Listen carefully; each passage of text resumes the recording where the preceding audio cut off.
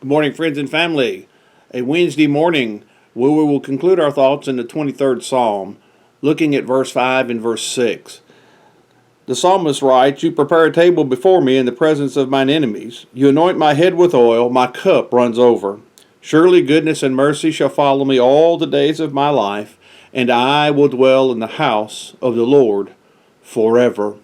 In those two verses, David discusses four blessings that we have from the Good Shepherd. All of these are what I would consider to be abundant. Notice, first of all, the abundant vindication from the Lord, where it says, "He prepares for me a table in the presence of mine enemies." As we go through life, there are enemies who seek our downfall. There are those in our life who want to see us fail. Ultimately, we know that in our Christian life, it is Satan who wants us to fail.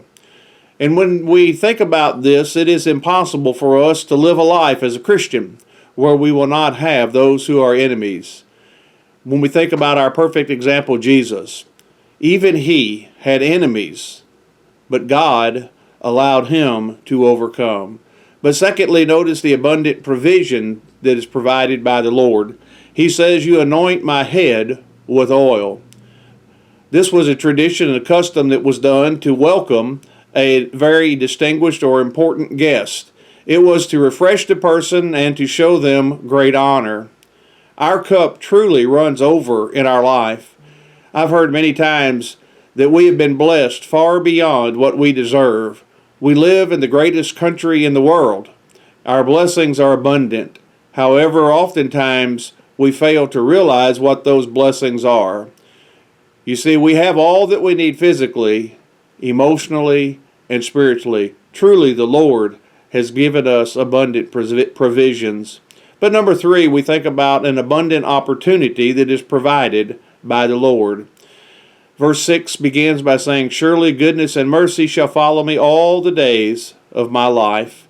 When we think about God and what He has done for His people throughout history, truly we understand that He was good and He was merciful to each of them. I'm reminded of the Israelites of old when they were in captivity in the land of Egypt. And they were being oppressed and very severely oppressed. The scripture says that God heard their plea. He heard their cry. And God reacted in that cry by providing them goodness and mercy as He led them out of that captivity in Egypt into the wilderness. And even in their disobedient state, He still provided for them what they had need of. You see, God has always shown goodness and loving kindness to His brethren.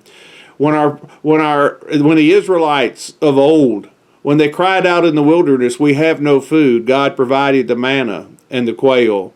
When they cried out, "We have no water," God provided the water.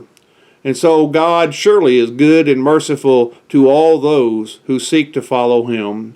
And then lastly, we have an abundant future available to us with the Lord, where the psalmist closes the 23rd Psalm and says, "I will dwell in the house of the Lord forever." Remember David, as he was living his life, he wanted to be the one to build the temple. He wanted to build the place of worship for God. But God would not let him because he was a warrior. David sought not just that physical temple, but he also sought that glory of heaven that you and I also have promise of. You see, as we go through our life and as we think about this 23rd Psalm, it begins by telling us there is nothing lacking in our life. It goes on and tells us how our soul can be refreshed. And then David tells us 5 ways that we can overcome the loss in our life. In concluding the chapter, he tells us these 4 blessings, or these 4 things that God has shown in abundance all throughout history and all throughout time. You see, you and I can understand that there are great benefits when we understand and we truly serve our Good Shepherd. The Lord is trying His best to protect us. He's trying to nurture us as we go through our life. He does this nurturing and protecting by us understanding and making a resolve to study His Word and to learn what He has done for others, knowing that He will do the same for us. You and I simply need to heed His voice. We need to see what he says in order to truly be blessed and to be able to follow the Good Shepherd. Later this afternoon, I will post a full lesson for your study tonight if you're not available to worship with your brethren. We miss being together as the church on the first day of the week, and even here in our midweek as we come together for the Bible study, which is a refresher for us to make it through the rest of whatever the week may lie ahead. Hopefully God will continue to bless us. Let us continue to pray to him for the healing of our land.